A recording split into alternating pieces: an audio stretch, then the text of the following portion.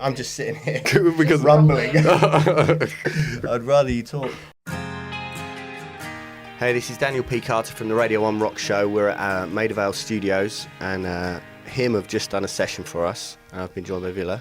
Hello there. Hello there. P. Carter. How do?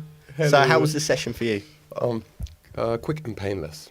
It was remarkably quick. Well, And it's good. One of these things. We're good to go with the flow, and especially we had this opportunity of utilizing. It's a beautiful place. It sounds great, and then everybody's professional in the house. So, it's not as we would be recording now. And we're trying to catch up. Record a vibe. Yeah, so, and I think we did.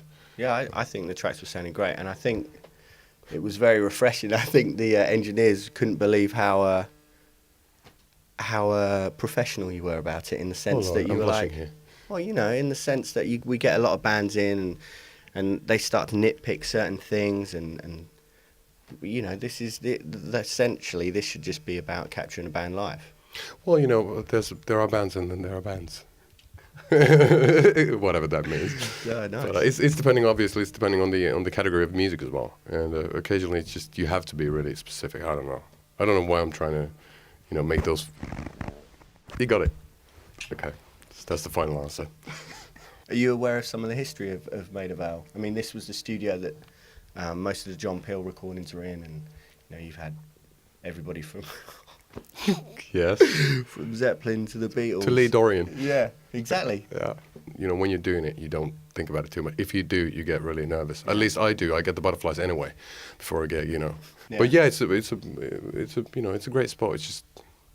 It's rare when things work so fast and quick, and there's no hassle, and everything works, and everybody's nice, and the water is cold, the loos work. There's toilet paper in the loos.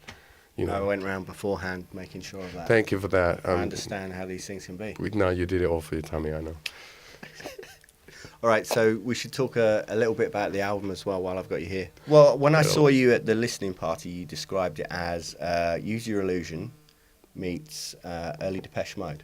I think maybe Love Era, The Cult, meeting Aha, something like that. It's very 80s, the album, but that's, I grew up on listening to Duran Duran, and then again Wasp, and, the hair metal bands, and then the 80s pop together. And I think that this time around we just wanted the, the pompous, the Meatloaf kind of drama, the over-the-top thing going on. I think very few people do it nowadays, so no, I wonder why. It remains to be seen. Yeah, albums out, and You're going to be playing a special gig in London on Valentine's Day.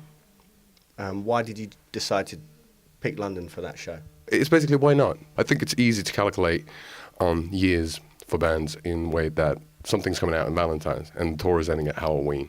It's easier for me than to remember dates, and everybody knows when Valentine's is. So I wanted the album to come out actually on Valentine's originally, but then decided to get it out a bit before and during Valentine's week. So it makes a great Valentine's Day present. Hopefully, in some cases, I don't know. Gets you laid, depending. Fingers crossed. Yeah. Thank you for coming in and doing the session for the show. A pleasure, It was a pleasure to have you in. It was a great pleasure to know that it was the first session you've done here as well. Indeed. I'm shocked. It's one of the things that's going to hit me later. And then I'll write you a letter about it. Okay, nice. Thanks a lot. Oh, Lord. Oh, man. I'm never drinking coffee again.